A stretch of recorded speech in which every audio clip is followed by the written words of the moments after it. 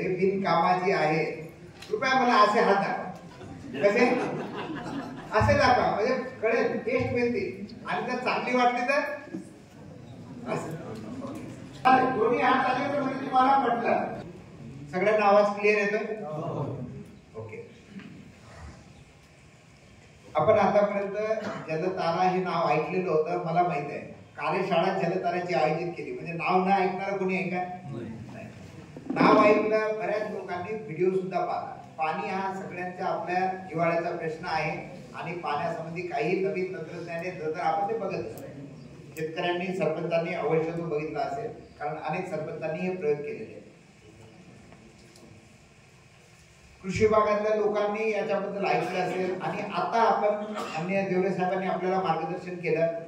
आपण एक व्हिडिओ पण पाहिला आणि आपल्याला असं वाटलं असेल की आता समजलं मला काय. एक खड्डा खोदायचा, खड्ड्यामध्ये दगड टाकायचे, उताराच्या दिशेनं खोदायचा आणि संपलं. मग आता यामध्ये पुढे काय करायचंय एवढ्या पुरतं असेल. आणि मग आता मी इथं काही बोलेल तर कदाचित आपल्या डोक्यामध्ये शंका आहे, म्हणजे असं म्हटलं की हे एमआरजीएस मधून करायचे तर कदाचित कृषी सहाय्यकाला असेल एवढे प्रश्न काढायचे, एवढ्या शेतकऱ्यांचे करायचे. तलाठीच्या डोक्यामध्ये प्रश्न गेले, हा तर कृषीचा आहे करायचा, आणि एवढं मोठं काम करायचं प्रचार प्रसिद्धी करून. तर रोजगार सेवकाला वाटेल की हे नवीन एक संकट आपल्याकडे आलं. प्रत्येकाला काही ना काहीतरी शंका येऊ शकते, नक्कीच येणार. तर माझी विनंती आहे की कृपया काहीही शंका आली याबाबत तर एकतर चिठ्ठीवर लिहून काढायची आणि चिठ्ठी सरळ इकडे येऊ द्यायची. आम्ही प्रत्येकाची चिठ्ठी वाचू.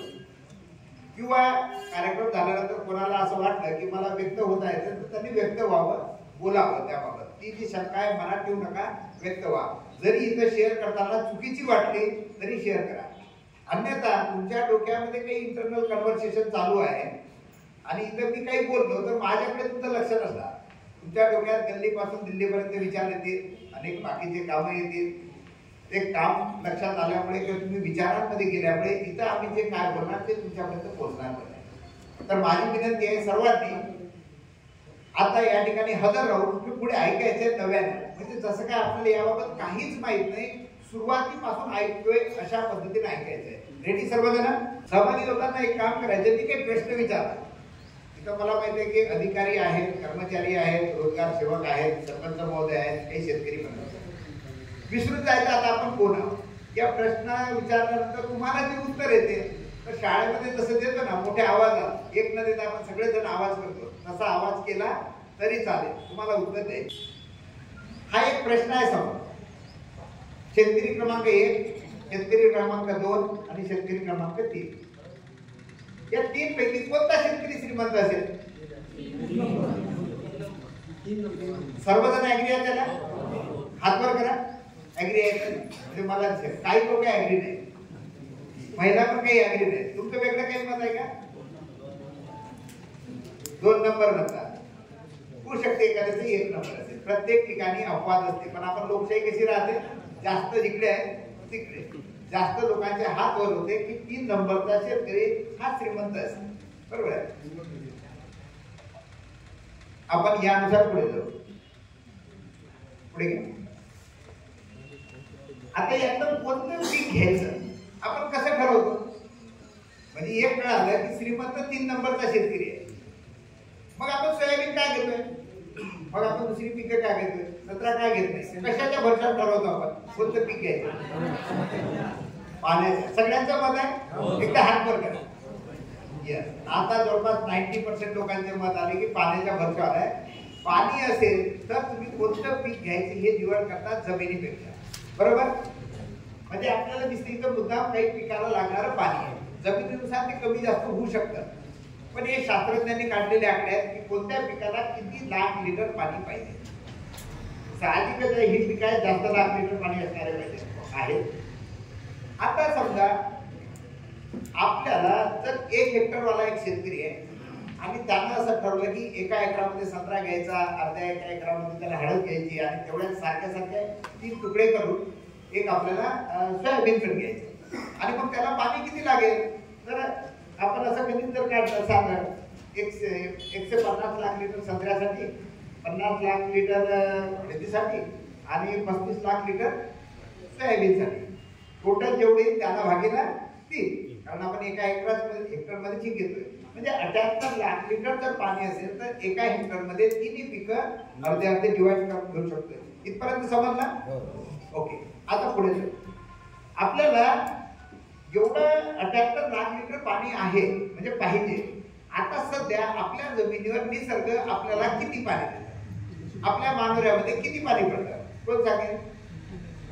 सरपंच महोदय, आपल्या तालुक्यात किती पाणी पडतं? तुमच्या एका हेक्टर मध्ये निसर्ग किती पाणी पाडतो? कृषी साहेब, तलाठी, रोजगार सेवक, अंदाज. मी म्हणत नाही आपल्याला परफेक्ट आकडा पाहिजे, कारण प्रत्येकाच्या शेतात वेगवेगळं पाणी पडू शकतं ना. 100 मिलीमीटर इकडे का तिकडे किती पडतं? किती? 750. आणखी इकडे होत किती? चुकू द्या ना, चुकू द्या, आपण करेक्ट करू त्याला. तुम्ही 750 म्हटलं तरी बरोबर आहे ना. एखाद्या वर्षी 750 पडलाय, दुष्काळ पडला. तुम्ही 1000 सांगितलं तर ते पण बरोबर आहे, कारण पूर आला त्या वर्षी पडलंय. एखाद्या गावामध्ये जास्त पाणी पडू शकतं, एखाद्या गावामध्ये कमी पाणी पडू शकतं.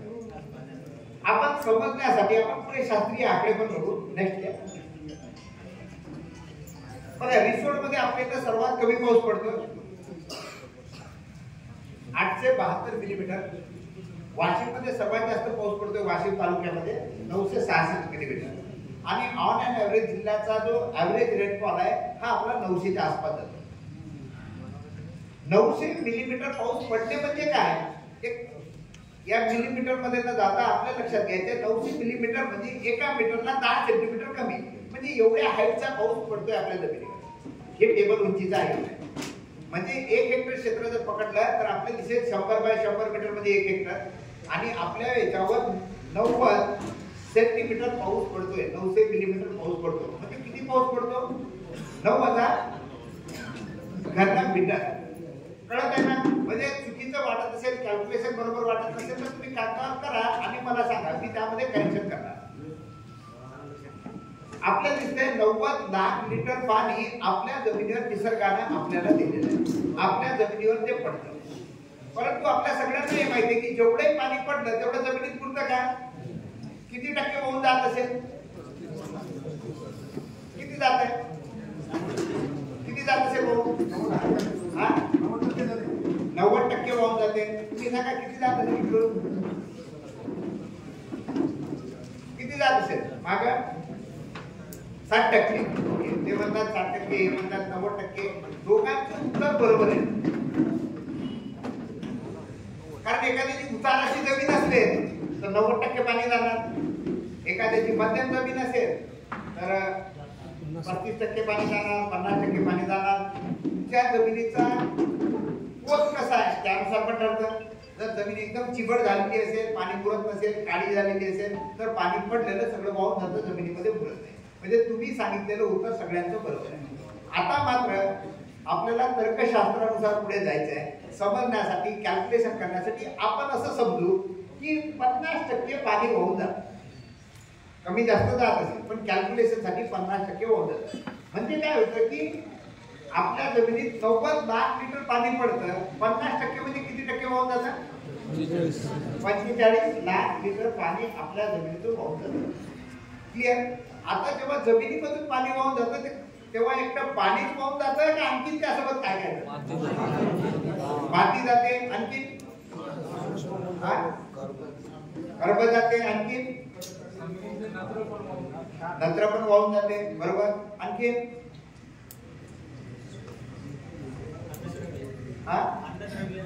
अन्नद्रव्य वाहून जाते.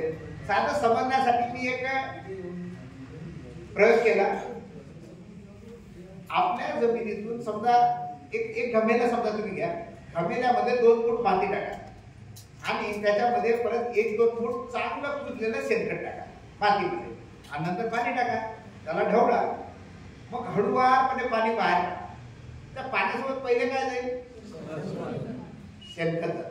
म्हणजे तुमच्या जमिनीमध्ये तुम्ही जरी शेणखत देत नसाल तरी निसर्गाच्या पाला पाचोळा पण ते मोठ्या प्रमाणात शेणखत तयार होत असते. म्हणजे कंपोस्ट खत तयार होते.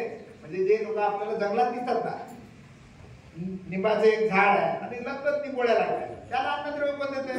तर निसर्ग त्याची व्यवस्था करते, स्वतःचे अन्नद्रव्य तयार करते, स्वतःचं शेणखत तयार करतं, कंपोस्ट खत तयार करतं, तिथं कर्ब तयार होतं. सो हा कर्ब आपल्या जमिनीतून या पाण्यासोबत वाहत जातो. आता हा किती जात असेल? हे महागा मोलाचं शेणखत आहे. कदाचित तुमच्या इथे भाव माहित नाही मला किती आहे, 2000 असेल, काही जण 3000 सांगतात. ज्या क्वालिटीचं शेणखत आहे त्यानुसार भाव राहतो. आता हा जो सेंद्रिय कर्ब शेणखत पाण्यात मिसळणारी अन्नद्रव्य आहे किंवा सुपीक माती आहे जी त्यासोबत वाहून जाते, ती किती वाहून जात असेल यासाठी पण मी एक प्रयोग केला. तुम्ही पण घरी तुमच्या हा प्रयोग करू शकता. पावसाच्या वेळी जेव्हा गोदू शेतातून पाणी वाहून जातं तर ते साधं पाहून जात नाही, गढूळ पाणी राहतं. मी शेतामध्ये गेलोय आणि गढूळ पाणी गोळा केलं 1 लिटर आणि त्या गढूळ पाण्याला वाफू दिली. खाली काय मिळालं मला? गाळ किंवा ती शेणखत कसदार असलेलं. तर मला असं मिळालं त्यामध्ये 1 लिटरमध्ये 5 ग्रॅम भेटले ते मला. आता तुमची जमीन कमी जास्त असेल तर त्याप्रमाणे कोणाला 1 ग्रॅम भेटेल, कोणाला 10 ग्रॅम भेटेल. 1 लिटरला मला 5 ग्रॅम भेटलं. त्याचं साधं गुणोत्तर काढलं मी की 45 लाख लिटर पाणी वाहून जात आहे, कुठेला 5 ग्रॅम. ग्रॅम मध्ये समजणार नाही म्हणून आपण त्याला किलो मध्ये केलं तर 1000 ने भागितलं. परत किलो मध्ये समजणार नाही म्हणून आपण क्विंटल मध्ये केलं तर 225 क्विंटल खत वाहून जाते. तुम्ही 225 क्विंटल देत नसाल पण निसर्ग तयार करतं आणि ते खत दरवर्षी जमिनीमधून वाहून जातं. म्हणजे समजण्यासाठी असं जर म्हटलं तर एका ट्रॉलीमध्ये जवळपास 6-6.5 टन आपल्याला खत बसू शकतं. तर 3.5 ट्रॉल्या म्हणजे 7 ते 10 हजाराचं खत तुम्ही जरी शेताला देत नाही पण निसर्ग जो तयार करतोय तो आपल्या जमिनीमधून जातोय, जो कदाचित डोळ्यानं आपल्या लक्षात येत नाही. पण तुम्ही जर प्रयोग करून बघितला तर तुम्हाला दिसेल. आता मी इथं समोरच्या काही गोष्टी सांगणार आहे, मी अशा पद्धतीने सांगणार आहे, मी नॉलेज म्हणून तुम्हाला देत नाही कारण तुम्ही तज्ञ आहात, तुम्ही शेतामध्ये राहताय. मी फक्त वेगळ्या अँगलनं मांडतोय, तुम्हाला त्या डिस्कवर करायचं. मला काही डिस्कवर झाल्या, सरांनी जसं सांगितलं की आम्हाला त्या डिस्कवर झाल्या कळाल्या म्हणून तुमच्यापर्यंत आलो हे कार्यशाळा. हे जर तुम्हाला कळालं तर तुम्ही आणखी तुमच्या शेतामध्ये करणार. या तुमच्या जे राहतं गाव आहे, जन्मभूमी आणि जी कर्मभूमी दोन्ही ठिकाणी जाऊन तुम्ही ते करणार आहात. पुढे घ्या. आता या माध्यमातून आपण जे काम करणार आहोत, माननीय जिल्हाधिकाऱ्यांनी जे स्वप्न बघितलंय की आपल्या जिल्ह्याला जो आकांक्षित जिल्हा आहे हा जलतारा एक असा पर्याय आहे, आणखीन काही पर्याय, पण या पर्यायाच्या माध्यमातून आपण पुढे जात या आकांक्षित जिल्ह्याला आपण प्रेरणादायी जिल्हा बनवणार आहोत. ऍस्पायरेशनल डिस्ट्रिक्टला आपण इन्स्पायरेशनल डिस्ट्रिक्ट बनवणार आहोत. आता मग हे स्वप्न जे आहे तर हे झोपेमधलं नाहीये. झोपेमधलं स्वप्न घेऊन तुमच्यापर्यंत येत नाहीये. हे दिवसा जागृतपणे पाहिलेलं स्वप्न आहे. आपण सुद्धा सगळेजण जागृतपणे स्वप्न पाहता, जर पूर्ण केलंय आणि म्हणून तुम्ही इथं सरपंच इथं आहे, तलाठी इथं आहे, ग्रामसेवक इथं आहे, सहाय्यक इथं आहे. आपण काहीतरी महत्वाचे व्यक्ती आहोत गावातले जे आपण स्वप्न पाहिलं आणि ते आपण साकार केलं. त्याचप्रमाणे जागृत अवस्थेत पाहिलेलं स्वप्न आहे आणि जागृत अवस्थेत जेव्हा आपण स्वप्न पाहतो तर आपल्याला आपल्या मर्यादा माहीत असतात. अन्यथा आता मी म्हटलं की मला कमिशनर बनायचं, मला शक्य आहे का? माझं वय आता 50 झालं, मला परीक्षा पण देता येत नाही, बनायचं शक्य नाही, ही माझी मर्यादा आहे. सो आपल्याला आपल्या जिल्ह्याच्या मर्यादा पण आपल्याला लक्षात घ्यायच्या आहे की आपल्या भौगोलिक संरचना आहे जी आपल्या जिल्ह्यामध्ये अशा प्रकारे आहे की ज्यामुळे धरणं बांधण्याला मर्यादा आहे. आपल्या जिल्ह्यामध्ये आतापर्यंत फक्त 2च मोठे प्रकल्प झाले. एक कुंजी प्रकल्प वाशिमचा आणि दुसरा मंगरुळपीर मधला सोनार प्रकल्प. तिसरा मोठा प्रकल्प आपल्या इथं होऊ शकला नाही किंवा तसं व्यवस्था भौगोलिक रचना आपल्या इथं नाहीये. आपली हे एक मर्यादा आहे. त्यानंतर आपल्या सगळ्यांना माहिती आहे की जमिनीच्या खाली आपला कोणता रॉक आहे? काळा पाषाण आहे, बेसाल्ट रॉक आहे. या बेसाल्ट रॉकची मर्यादा अशी आहे की पाणी त्यामध्ये साठवण कमी होते. तुम्ही त्याच्यामध्ये विहीर खोदली तर काय होईल? एक साठवण होणार, त्यामध्ये पाणी धरून ठेवण्याची क्षमता कमी आहे.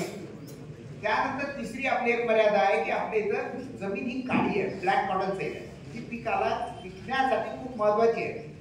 परंतु ब्लॅक कॉटन सॉइलचं वैशिष्ट्य असं आहे की ही जमिनीमध्ये पाणी मुरू देत नाही.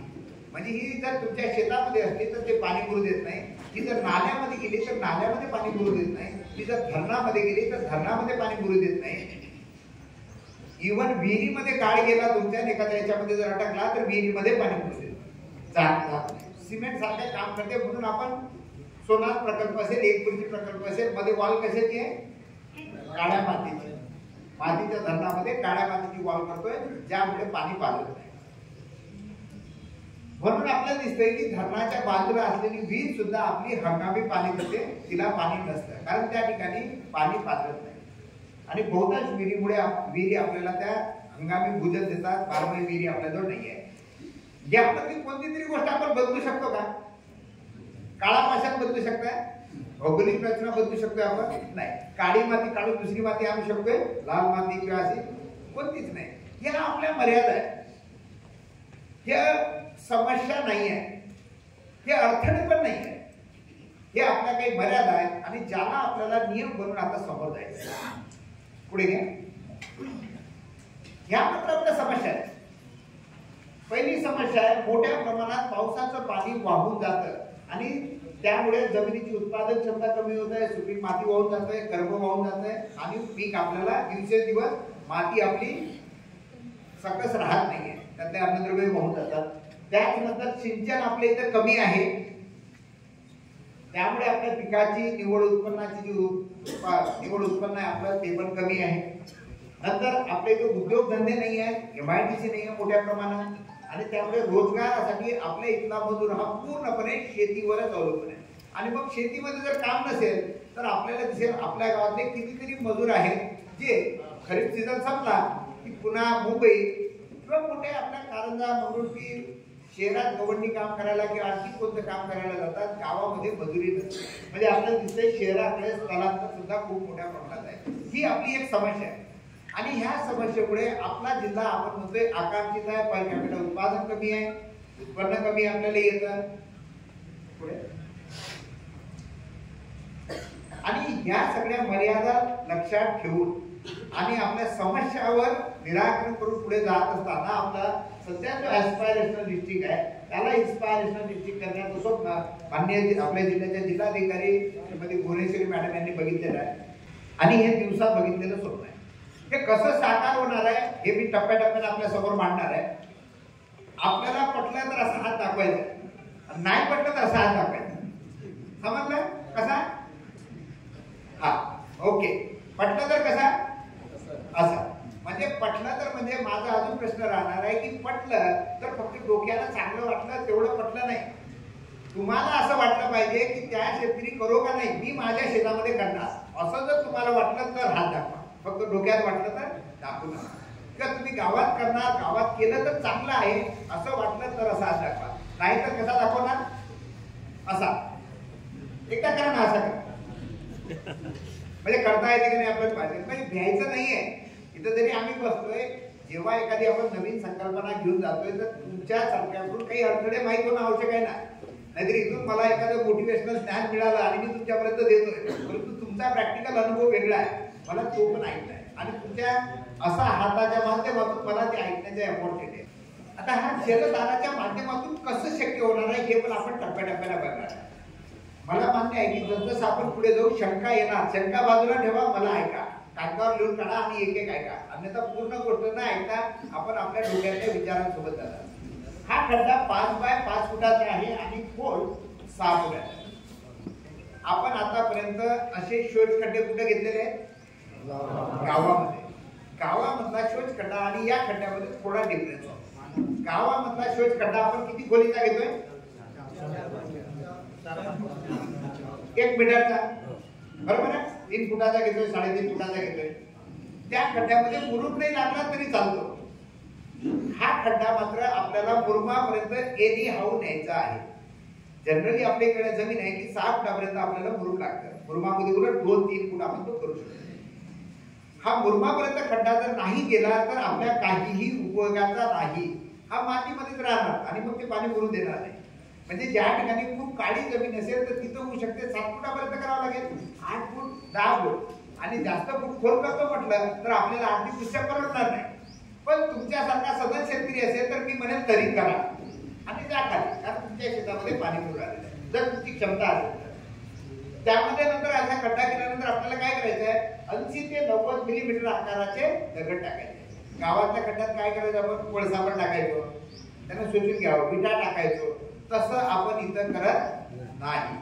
आपण यामध्ये फक्त दगड टाकतोय, ओबड धोबड जसं बघा ट्रॅक्टरचे आपण बघितले, ट्रॅक्टरने डायरेक्ट पडले तरी चालतात. शेतात आजूबाजूला काही दगड असतात ते आपण टाकू शकतो त्या ठिकाणी. आपल्याला दगड टाकायचे आहे. हा दगड टाकल्यानंतर आपण पलीकडच्या चित्रामध्ये बघतोय की तिथं खड्डा होता, नंतर खड्डा भरल्यानंतर तिथं काय तयार झाला, दगड भरल्यानंतर कोठा तयार झाला. म्हणजे आपल्याला जमिनीच्या वर 1 दगड भरायचे. आता असं भरल्यामुळे काय होणार आहे की गाळ त्यामध्ये जात नाही, पाणी आजूबाजूला तुंबतं. हा जलतारा असा एक उपाय आहे की जो आपण आतापर्यंत समस्या बघितल्या त्या सगळ्या समस्यावर मात करू शकतोय. म्हणजे कदाचित आता आपल्याला प्रश्न पडला असेल की आतापर्यंत मोठे डॅम झाले, कितीतरी प्रकल्प झाले, कृषी विभाग, जलसंधारण विभाग, कितीतरी आतापर्यंत कामं झाली, करोडो रुपये यामध्ये खर्च झाले. एवढं सगळं काही होऊ शकलं नाही. हा जलताराचा खड्डा काय करणार असा एक मनामध्ये आपल्या प्रश्न येतो. परंतु आपण जसं पुढे जाऊ तर त्याचा शोध तुम्हाला लागणार आहे. पुढे हे एक गणित समजून बघू आपण. चुकलं तर मला सांगा. एका पावसाळ्यामध्ये या एका जलताराच्या खड्ड्यामध्ये 3.60 लक्ष लिटर पाणी जमिनीत मुरतं. आता हे माझ्यासारखा शिकलेला मला सुद्धा हे पहिले खोटं वाटलं. तुमच्यापैकी कोणाला खोटं वाटेल? मी मान्य देवरे साहेबांना घेऊन माझ्या गावामध्ये गेलोय. माझ्या शेतामध्ये खड्डा खोदला. सध्या खड्डा अशा ठिकाणी खोदला होता शेताच्या खालच्या कोपऱ्याला जिथं गवत पण होतं, म्हणजे ओलसर भाग होता. हा खड्डा घेतला त्या ठिकाणी 5 बाय 5 बाय 6 फुटाचा. म्हणजे याचे घनमीटर किती होतात? 4 घनमीटर. 1.5 बाय 1.5 बाय जो आपण खड्डा करतोय तर त्याचे घनमीटर होतात आपले 4 घनमीटर. मग या 4 घनमीटर मध्ये आम्ही दगड पण टाकले. 4 घनमीटर मध्ये किती लिटर पाणी होत आहे? 4000 लिटर. 1 घनमीटर मध्ये 1000 लिटर. म्हणजे या खड्ड्यामध्ये 4000 लिटर पाणी बसायला पाहिजे. न मुरता, समजा मुरलं तर ते वेगळं. आता मात्र त्यामध्ये दगड टाकले. दगड टाकल्यानंतर असं लक्षात आलं, अंदाजे ठोक काढा की तो 4 घनमीटरचा खड्डा होता तो 1च घनमीटरचा राहिला. कारण 3 घनमीटर त्यामध्ये दगड बसले. म्हणजे पाणी किती बसायला पाहिजे मग त्यामध्ये? 1000 लिटर. मग आम्ही काय केलं की त्यामध्ये 5ची मोटर लावली. वीज जवळ होती. वीज जर जवळ असेल, पाणी वर जर असेल तर 5च्या मोटरनं एका मिनिटामध्ये किती पाणी बाहेर पडतं? 3600 लिटर एका मिनिटाला. म्हणजे खड्डा किती मिनिटात भरायला पाहिजे? 1000 लिटर पाणी बसतं त्यामध्ये. ते मिनिटच नाही, 15 मिनिटं. अर्धा मिनिट. बरोबर. आता जेव्हा आम्ही हे मोटर लावले तर आम्हाला दिसले की 4 मिनिट लागले त्याला भरायला. म्हणजे किती पाणी गेलं त्याच्यात? 36 गुणिले 4 ते जवळपास 14000 लिटर. 14000 लिटर पाणी त्या खड्ड्यामध्ये गेलं. तेव्हा पुढे तो खड्डा भरला. आणि खड्ड्याची कॅपॅसिटी किती राहिलेली होती? 1000 लिटर. म्हणजे 13000 लिटर पाणी इकडून 5ची मोटर असताना ते पुरवू शकत होता. आम्ही 5 मिनिटं परत बाजूला बसतोय, खड्डा खाली. म्हणजे एवढी क्षमता त्या मुरमामध्ये पाणी मुरण्याची. मातीमध्ये पाणी मुरत नाही. आपण हा खड्डा मुद्दाम मुरमापर्यंत देतोय आणि मुरमामध्ये मग ते पाणी मुरायला लागतं. आता हे जेव्हा 3.60 लक्ष लिटर पाणी जमिनीमध्ये आपण मुरू शकतोय तर माननीय देवरे साहेबांनी एक कॅल्क्युलेशन दिले की आपल्या जिल्ह्यामध्ये वैदिकालीन क्षेत्र किती आहे? 10.13 लाख लिटर एकर एरिया आपल्या जिल्ह्यामध्ये आपण जलधारा करू शकतोय.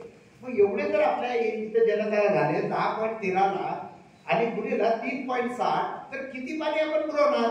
तर 364.68 अब्ज लिटर. मोबाईल मध्ये बसत नाही म्हणून ते शून्य काढून टाकले, अब्ज डायरेक्ट म्हटलं त्याला. म्हणजे समन्वय धरणाचं पाणी आपण जे मोजतोय म्हणजे होतं 12.88 टीएमसी, 1000 मिलियन क्युबिक फीट. आता हे समजण्यासाठी आणखी एक उदाहरण आपण पाहू की एक मूर्तीचा प्रकल्प आहे आपला वाशिम मधला. त्याची किती आहे कॅपॅसिटी? 0.423 टीएमसी. किंवा सोनार प्रकल्प आहे त्याची किती आहे? जवळपास 0.6 टीएमसी. म्हणजे या एक मूर्ती धरणाच्या किती पट पाणी यामध्ये चाललंय? किती धरणं उडाले एक मूर्ती सारखे? एक मूर्ती सारखे आपल्याला दिसेल 30 धरणं होऊन राहिले. 0.423 टीएमसी एक मूर्तीमध्ये बसतंय आणि आपण 12.88 भागीला जर ते केलं तर आपल्याला लक्षात येईल की जवळपास 30 धरणं होत आहेत.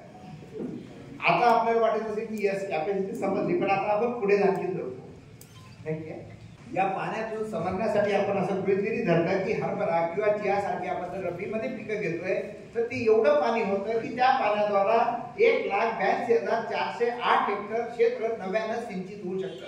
एवढी क्षमता त्या साठवलेल्या पाण्यामध्ये होणार आहे. म्हणजे जिल्ह्याचं जे क्षेत्र आहे त्यात जे 4 लाख त्याच्या 3,12,000 हेक्टर आपण उल्लेख करणार आधीचं पकडून. आधी सध्या आपला 1,30,000 पर्यंत आहे. म्हणजे जिल्ह्यातलं 75% क्षेत्र आपण सिंचित करू शकतोय. एवढी क्षमता या जलधारामध्ये.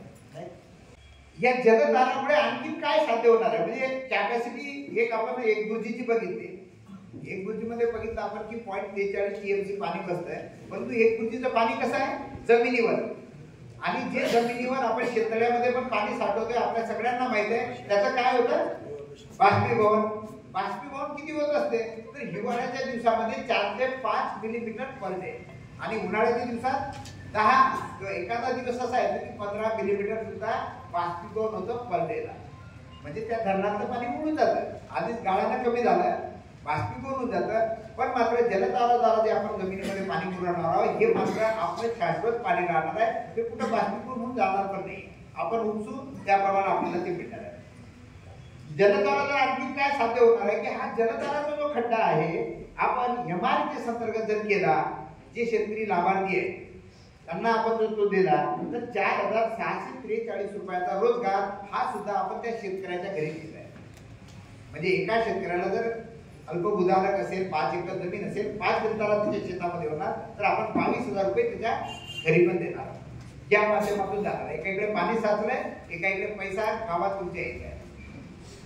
आणि असा जर आपण 10.13 लाख जलधारा जर आपल्या जिल्ह्यामध्ये करू शकतो तर करोडो रुपये आपण आपल्या जिल्ह्यामध्ये MRGSच्या माध्यमातून गावामध्ये शेतकऱ्यांपर्यंत आणणार आहे. आणि असं जर झालं तर जी छोटी शेतकरी आहे, काही गावातले मजूर आहेत जे स्थलांतर करतात मजुरीसाठी, एवढा पैसा जर गावात आला तर त्यांचं स्थलांतर यावर्षीच वाचणार. सेकंड, शेतकऱ्याच्या शेताला जर पाणी दिलं तर असा कोणी शेतकरी आहे की पाणी आहे त्याच्याकडे आणि बाहेर गेलाय पीक पेरत नाही असं कोणीच नाही. पाणी जर असेल तर बाकी सगळे कार्यक्रम बंद. ज्या शेतकऱ्याकडे पाणी आलं राजकारणाने बंद करतं, कारण शेतामध्ये काम नाही. आपण काम शेतामध्ये पाणी असेल तर दुसरे काही काम करत नाही, शेतामध्ये जातोय तर शेतकरी जर पाणी आलं तर स्वतःला झोकून देणार. आणि साहजिकच मग या सगळ्या गोष्टीचा परिणाम जो आहे आकांक्षित असलेला आपला जिल्हा हा प्रेरणादायी जिल्हा इतर जिल्ह्यासाठी किंवा देशासाठी पण नाही. यासाठी मात्र हे समजलं तरी हे दिसते तसं सोपं नाही. म्हणजे म्हटलं म्हणजे असं होणार असं नाही. यासाठी मात्र सर्वांनी एकत्र येऊन याला लोक चळवळ बनवणे आवश्यक आहे. कारण याचा इम्पॅक्ट तेव्हा दिसणार आहे तो जेवढा जास्त क्षेत्रावर आपण करू. म्हणजे 1-2 शेतकऱ्यांना केला तर त्याचा इम्पॅक्ट नाही. ज्या एकरातलं पाणी त्याच एकरात जिरवायचं आहे. कारण जमिनीमध्ये कुठं जमिनीचं पाणी पुरतंय. आपल्या गावाचे रस्ते आपल्याला माहित आहे. मंगरुळ फिरून हा मानोरा हायवे येतोय, परंतु पाण्याचा रस्ता कुठून येतोय मानोऱ्यात कोणाला माहिती. तुमच्या शेतातला कोणाला माहिती. तुमच्या शेतात विहीर असेल तर नेमकं कुठलं पाणी येतंय तुम्ही किती जर सांगत असाल तरी कोणाला माहिती. इथं दिसतात मला बरेच जण चेहरे ज्यांनी माझ्या गावाला भेटले, गुरवा गावाला. माझा अनुभव असा होता गावातला की माझ्या गावात काळा पाषाणवर आहे आणि सगळ्यांचा समज होता असा की या गावाला पाणी कधीच लागणार नाही. म्हणून पाणी लागणार नाही तर कोणी विहीर खोदायची हिंमत करत नाही. कोणाची हिंमत करायची केली नाही. कारण काळा पाषाण एक दोघांना केली. पहिले ती तगाईसाठी योजना होती त्या काळात, तर त्याला काय करायचं काम पडलं होतं, जमीन विकायचं. आणि त्यानंतर कोणी हिंमत केली नाही. बरोबर आहे साहेब? होते. म्हणजे गावामध्ये 4 वर्षापूर्वी जर पाहिलं की 1 एकर जर तलाठ्यांनी म्हटलं की क्षेत्र टाकतोय हरभऱ्याचं तर ते पण मुश्किल होतं. हरभरा 1 एकर. आज जर पाहिलं तर असा एकही शेतकरी नाही ज्याच्याकडे रब्बीचं पीक नाही. काळ्या पाषाण तर तिथंच आहे. आता या काळ्या पाषाणाच्या पूर्वी मला असं वाटतं, वडिलांना म्हटलं विहीर करा, वडील म्हणे नाही विनाकारण पैसे जातील, आपल्या जमिनीमध्ये पाणी लागत नाही. आता मी थोडा शिकलेला, वडिलांची पुण्य आहे म्हणा, मी म्हटलं नाही जाऊ द्या पैसे, आपल्या शेतात एक विहीर बघा, साठवण तर होईल, निदान फवारणीला तर पाणी होईल. आणि योगा पानाळी पाहिला, पाणी लावलं आणि आता त्या ठिकाणी मात्र काळा पाषाण कुठून लागला नाही. म्हणजे विहीर यासाठी बंद केली की खालून खोदू देत. एवढं पाणी लागले आता उन्हाळ्यामध्ये मोटर तुटत नाही. एवढं पाणी लागले. या पाणी लागल्यामुळे माझ्या भावाने शेताला कंपाऊंड केलं. हे पाणी लागल्यामुळे आता तो तिसरं पीक येतोय उन्हाळी मूग, त्याचं सर्वात आवडतं पीक, कारण कंपाऊंड आहे, भाव चांगला राहतो, कमी श्रमात ते पीक येतं. आता बघा ते जे तिथं पाणी मिळून राहिलं ते पाणी माझं आहे का? नाही. माझ्या आजूबाजूला माझं पण काही जणांनी विहिरी खोदल्या, त्यांच्या विहिरीला परत खडक लागला, पाणी लागलं, पण पाणी त्यांच्या जमिनीमध्ये पुरत असेल, कुठंतरी रस्ता आहे तो चोर मार्ग पाणी बोलण्याचा, तो तिथं जातोय आणि माझ्या विहिरी येतोय. माझं पाणी कोणाचं झालं मग? दुसऱ्यांचं झालेलं आहे. म्हणजे आपण जे इथं आता सर्वजण आलेला आहोत, माझ्यासारखेच कदाचित असा की आपल्या वडिलांनी काहीतरी कमावलं, त्यांची ओलिता खालची जमीन होती, चांगली जमीन होती, मोठे कास्तकार होते, आपण शिकलात आणि आपण दुसऱ्याचं पाणी घेतलेलं आहे. पण पाणी ऍक्च्युली दुसऱ्याच्या जमिनीमध्ये पुरलेलं आहे. हे माझ्या गावामध्ये जेव्हा कन्सेप्ट सांगितला सरांना, पण त्या ठिकाणी जेव्हा नेलं तर माझ्या भावाने डिक्लेअर केला आता की खरोखर हे त्याला पटलं, भावनिक झाला आणि हे बाजूच्यांचं पाणी आहे मला भेटतं आणि म्हणून माझ्या गावामध्ये छोटंसं टुमदार घर बांधू शकतो, दुसरे नाही बांधले. आता माझी जबाबदारी आहे की माझ्या आजूबाजूची जे 10 शेतकरी आहेत यांच्यामुळे कदाचित मला माहित नाही कुठून पाणी येतं, पण त्यांच्या शेतात आता जलतारा मला करून द्यायचे माझ्या खर्चात. असं केलं तर इनडायरेक्टली फायदा कोणाचा आहे? त्याचाच आहे, कारण ते पाणी पण तिकडे येणार ना, त्यांनाही फायदा होणार. सो ही अशा प्रकारचं लोक चळवळ स्वार्थातून जरी झाली तरी आपल्याला दिसेल मोठ्या प्रमाणात आपण पुढे यामध्ये काम करतो आणि एमआरपीएस तर आपल्या सोबतच आहे. या खड्ड्याची आखणी कशी करायची आपल्याला? तर आपल्या शेतामध्ये जिथं जिथं पाणी वाहून जातं त्या वाहून जाणारं पाणी आपल्याला या खड्ड्यामध्ये अडवायचं आहे. म्हणजे हे 10 एकर क्षेत्र आहे, या 10 एकरामध्ये जर तिथं पाणी वाहून जात असेल तर 10च्या 10 खड्डे तिथं करायचे नाही, एक खड्डा इथंच करायचा, इथलं पाणी इथं. एखादा चर किंवा जसा सरीवरम आपण करतोय ते छोटासा नाली काढतोय पावसाळ्यामध्ये पाणी जाण्यासाठी, तसं काहीतरी करा. पण एका एकराचा छोटा छोटा पाणलोट आपल्याला करणार, तिथंच खड्डा करायचा आहे, दुसरा खड्डा तिथं. म्हणजे या खड्ड्यातलं पाणी तरी जमवणार पण माती पण तिथंच राहील. म्हणजे जरी आपण खड्डा केलाय, आपल्या खड्ड्यातलं पाणी जर दुसऱ्या शेतात दुसऱ्या शेतकऱ्याला मिळत असेल, दुसऱ्याच्या विहिरीला मिळत असेल, पण आपण बघा पाहिलं 8-10 हजाराचं खत तर आपल्या जमिनीत राहून राहिलं आणि दुसऱ्याचं पाणी पुरत असेल तर ते दुसऱ्या मार्गाने आपल्या जमिनीत येणार आहे. कारण जमिनीमध्ये काही भेदभाव नाहीये, कोणाच्या शेतातून कुठं रस्ते जावे हे कोणाला माहीत करतो म्हटलं तरी माहीत पडत आणि आवश्यकतेनुसार आपण अशा प्रकारे कुठं कुठं घ्यायचे ते ठरवू शकतोय. हे ठरवणं खूप महत्वाचं आहे. आपण जर असं न करता एका कोपऱ्यात जर घेतले तिथे 4-10 खड्डे आपण घेतले तर ते कामाचे नाही. पाण्याचा रस्ता कदाचित इथून असेल, इथून भूगर्भात कुठेतरी रस्ता काढत असेल. सो आपण ब्लाइंड खेळतो त्याप्रमाणे आपल्याला ब्लाइंडली पाणी जमिनीमध्ये पुरवायचं आहे. पाणी पाण्याचा रस्ता शोधेल आणि जिथे जलसाठे आहे, विहिरी आहे, आपण एमआरपीच्या अंतर्गत मोठ्या प्रमाणात विहिरी ज्या केलेल्या आहेत त्याला हे पाणी उपलब्ध होणार आहे. हा खड्डा 6 फूट करायचा आहे. मी मगाच सांगितले की काळी माती असेल तर आणखी थोडा फूट आपल्याला जास्त हा खड्डा करावा लागेल, खोलीचा घ्यावा लागेल. मात्र 10 फुटापेक्षा जर काळी असेल तर आर्थिक दृष्ट्या परवडणार नाही. पण ज्यांना परवडते त्यांनी हे इन्व्हेस्टमेंट करायची. माननीय देवरे साहेब नेहमी सांगतात की खर्च नाही आहे, ही एक इन्व्हेस्टमेंट आपल्याला सगळ्यांना करायची आहे. 4,643 रुपये म्हणजे 15 मनुष्य दिवस आपण एमआरएजीच्या माध्यमातून त्या आपण देणार आहोत. आणि यामध्ये शेतातले 80 ते 100 मिलीमीटर चित्रात दाखवल्याप्रमाणे आपल्याला दगड भरायचे जमिनीच्या वर 30 तास. याचं कॅल्क्युलेशन पण आपण एक थेरॉटिकली पाहतोय. देवरे साहेबांनी आम्ही याचा प्रॅक्टिकल अनुभव पण घेतलेला आहे, कारण इतरांना सांगायचं प्रत्येक गोष्ट माहीत असणं आवश्यक आहे. हा खड्डा किती घनमीटरचा होतोय, त्यामध्ये दगड किती भरायला लागतात हे पण काढताय. शास्त्र पण सांगत होतं, परंतु आता आपण मजूर भेटणार नाही कदाचित आपल्याला. ट्रॅक्टरनं आपण खड्डे खोदणार, ट्रॅक्टरनं खड्डा खोदला की तो खड्डा होतो मोठा. म्हणजे आपण सांगतो की 5x5x6 फुटाचा खड्डा करा, पण ट्रॅक्टर तसं मशीन जेसीबी तसं काही करत नाही. ते जेव्हा 6 फुटाचा खड्डा करायला जाईल तर तो लांबीला जरा मोठा करतोय. लांबीला खड्डा जर मोठा केला तर आपण सांगतो की एक ट्रॅक्टर त्यामध्ये दगड बसतात, मात्र एक ट्रॅक्टर दगड नंतर कमी पडतात. आणि जर दगड कमी पडले, परत जर दगड आणून नाही झाले, खड्डा जर जमिनीच्या खाली भरला गेला तर मात्र ही धोकादायक आहे, कारण काळ त्यामध्ये जातो. आपल्याला खड्डा भरायचा आहे वर, त्यामुळे जर मशीनचा खड्डा केला तर आपल्याला 1.5 ट्रॉली दगड आपल्याला धडकेल लागणार. अशा प्रकारे आपण दगड टाकले तर ते जमिनीच्या वर येते. आता ह्यामुळे काय आपल्याला बदल काय आपल्या इथं होणार आहे तर आपण सगळं पाणी जमिनीमध्ये मुरू आलं, म्हणजे एका एकरामध्ये एक जलतारा खड्डा सफिशियंट आहे पावसाचं पाणी मुरवायला. जसं घरामध्ये आपण एक स्वच्छ खड्डा घेतो ना प्रत्येक घरी, तर एका एकरामध्ये जर सिस्टमॅटिक घेतला तर जेवढं पाणी पडतं बऱ्यापैकी पाणी ते तिथलं मुरवतं.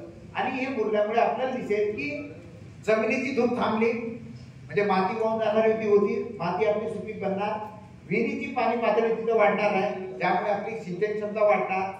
आणि मला सांगितलं तसं हे पाण्याचं घर भूगर्भात आहे, पाताळामध्ये आहे, जे आपण सुरक्षित त्या ठिकाणी ठेवू शकतो. अन्यथा जर आपण वर ठेवलं तर आपलं पाणी चोरीला जाते.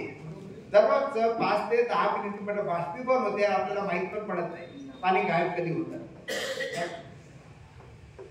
आणखीन एक बदल यामध्ये काय होणार आहे की जेव्हा पावसाळ्यात पाणी येतं आपण पाहतो त्याप्रमाणे एका कोपऱ्यात पाणी साचतं, आपण भात पहिले घेत होते, आता ते पण तणनाशकामुळे घेऊ शकत नाही, कोपरा पडीत पडतो. ओल संपूर्ण पीक निघते पण तिथली काही ओल कमी होत नाही, आपल्याला नुकसान भरपाई पण द्यावं लागतं. हा जलधारा केला तर काय होतं की कितीही पाऊस आला हा मुरमापर्यंत गेल्यामुळे हा 8 ते 10 तासामध्ये ते पाणी जास्त असलेलंही निघून जातं. आणि मग ते झाल्यामुळे इथं वापसा कंडिशन येते. अतिवृष्टीमध्ये जी चिकट जमीन होण्याचं प्रमाण आहे हे पण यामुळे कमी होतं. आणि असं जर झालं जास्त वेळ पाणी साचून नाही राहिलं, जमीन वापसा कंडिशन मध्ये आली तर आपल्या सगळ्यांना माहिती आहे तिथं पीक चांगले येतं. म्हणजे या उपचारामुळे आपली इंच जमीन वैती खाली येते. किंवा ज्या ठिकाणी आपण जलधारा करतोय त्या ठिकाणी सुद्धा आपल्याला पीक घेता येतं. त्याच्या आजूबाजूला एखादा वेल सुद्धा लावता येतोय, वेल त्यावर जर कांद्याचा वेल ठेवला तर आपल्याला एखादा भाजीपाला त्या ठिकाणी मिळतोय, किंवा इव्हन सोयाबीन बाजूला पेरलं ते पण तेवढी जागा कव्हर करू शकते. आता प्रश्न पडला असेल, एकदा आपण जलधारा खोदू पण दरवर्षी मेंटेनन्स कसं करायचं? मेंटेनन्स लॉजिकली कदाचित पटणार असं वाटते की सगळा खड्डा खराब होईल, एवढा खड्डा परत दगडाचा उपसणे हे कठीण काम. परंतु जेव्हा आपण जमिनीच्या वर 30 दगड लावतोय तर प्रॅक्टिकली जेव्हा तुम्ही करणार तर लक्षात येईल जमिनीचा गाळ फार कमी आतमध्ये, म्हणजे पाणी आजूबाजूने फिरतं. पाण्यामध्ये तेव्हाच गाळ जातोय जेव्हा त्या पाण्याला स्पीड आहे.